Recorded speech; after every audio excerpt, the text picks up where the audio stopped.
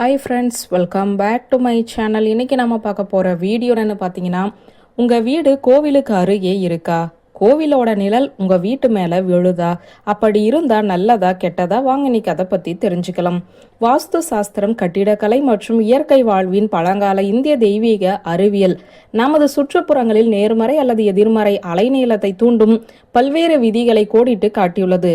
வாஸ்து கோட்பாடுகளுடன் பொருந்தாத நன்கு வடிவமைக்கப்பட்ட வீடு அனைத்து சமீபத்திய தொழில்நுட்பங்களுடன் பொருத்தப்பட்டிருந்தாலுமே குடியிருப்பவர்களுக்கு ஆறுதல் தராது. வாஸ்து கொள்கைகளின்படி கட்டப்பட்ட கட்டிடங்கள் அல்லது வீடு வாஸ்து இணக்கத்தினால் நேர்மறை ஆற்றல் ஓட்ட சுழற்சியை கொண்டிருப்பதால் அது மக்களுக்கு அதிர்ஷ்டம் மற்றும் நல்ல ஆரோக்கியத்தை அளிக்கிறது. நம்மில் பெரும்பாலானோர் கட்டிடக்கலை பின்பற்றுகிறோம். எனினும் தற்போதைய நவீன காலத்தில் சிலர் மட்டுமே இதை நம்புகிறார்கள்.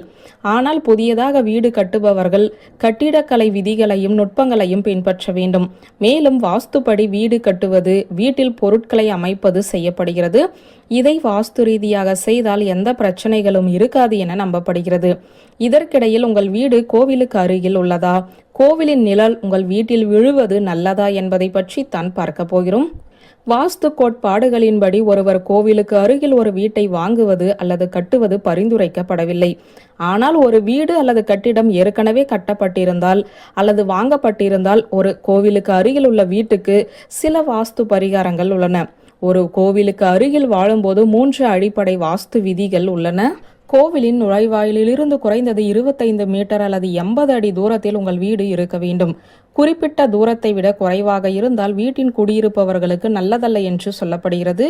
எந்த எதிர்மறை வாஸ்து சக்திகளையும் ஈடு செய்யும் நடவடிக்கைகள் தேவைப்படலாம். கோவிலுக்கு அருகே வீடு இருந்தால் உங்களுடைய சொத்து பிரச்சனையில் நேரடியாக ஒரு கோவிலை எதிர்கொள்ளக்கூடாது. உங்கள் வீட்டை சுற்றி இருக்கும் கோவில் அல்லது எந்த கோவிலை பார்த்தாலும் கோவிலுக்குள் தெய்வீக சூழல், கோவிலின் மணி, பஜனைகளின் இனிமையான ஒளி, ஊதுபத்தியின் நல்ல வாசனை போன்ற இந்த இனிமையான காரணிகள் அனைத்தும் நமக்கு நேர்மறை ஆற்றலை தான் அதிகரிக்கும். நம்மில் பெரும்பாலானோர் எந்த கோவிலாக இருந்தாலும் அதற்கு அருகில் வீடு கட்ட விரும்புகிறார்கள். ஏனென்றால் அது நேர்மறையான எண்ணங்கள் மற்றும் ஆற்றலை பரப்பி நம் வாழ்வில் மகிழ்ச்சியை தருகிறது. ஆனால் இது முற்றிலும் உண்மையில்லை. வாஸ்து சாஸ்திரத்தின்படி கோவிலுக்கு அருகில் வீடு வாங்குவது அல்லது கட்டுவது எதிர்மறையான விளைவுகளை ஏற்படுத்தும் என்று அறிஞர்கள் கூறுகிறார்கள். வாஸ்து சாஸ்திரத்தின்படி புனித இடத்திற்கு அருகில் அல்லது நீங்கள் வசிக்கும் இடத்தில் கோவில் கட்ட வேண்டாம் என்று அறிஞர்கள் பரிந்துரைக்கிறார்கள். ஏனென்றால் நீங்கள் எப்போதாவது நோய்வாய்ப்பட்டிருக்கும் போது அல்லது உங்கள் குடும்ப உறுப்பினர்களுக்கு உடல்நல பிரச்சனைகள், குடும்ப மோதல்கள் ஏற்படும் போது இது நிகழ வாய்ப்புள்ளது. நீங்கள் கோவிலுக்கு அருகில் வசிக்கிறீர்கள் என்றால் நேர்மறையான முடிவுகளை விட எதிர்மறையான முடிவுகளை நீங்கள் பெறலாம். வாஸ்து சாஸ்திரத்தின்படி உங்கள் வீட்டின் முன் கோவில் இருந்து அதனுடைய நிழல் உங்கள் வீட்டில் விழுந்தால் அது உங்களுக்கு எதிர்மறையான முடிவுகளை தரும். கோவிலின் நிழல் வீட்டில் விழுவது நல்லதல்ல. நீங்கள் ஒவ்வொரு நாளும் கோவிலுக்கு சென்று ஒவ்வொரு அமாவாசை, பௌர்ணமி தினத்திலும் கடவுளுக்கு சிறப்பு பிரசாதம் கொடுக்க வேண்டும். அத்துடன் மக்களுக்குமே பிரசாதம் விநியோகிப்பதால் நீங்கள் சாதகமான முடிவுகளை பெறுவீர்கள். நீங்கள் கோவிலிலிருந்து சிறிது தொலைவில் வாழ்ந்தால் அது உங்கள் அதிர்ஷ்டத்தை வலுவாக்கும். இது உங்களுக்கு நன்மையை செய்யும். கோவில் மணிகள் மற்றும் சங்கு ஓசைகளின் சப்தம் கோவிலை சுற்றியுள்ள சூழ்நிலையை தூய்மைப்படுத்துகிறது. மசாலா பொருட்களின் நறுமணம் கோவில் வளாகத்திற்குள் இருக்கும் சூழலை சாதகமாக மேம்படுத்துகிறது.